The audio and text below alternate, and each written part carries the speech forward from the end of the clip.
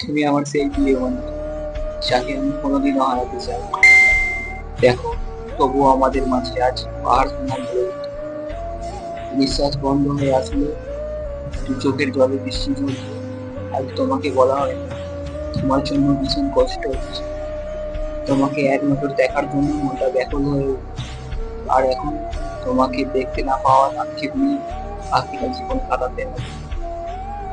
তোমাকে ছাড়া সত্যিই হয়তো বেঁচে আছি, কিন্তু ভালো নেই।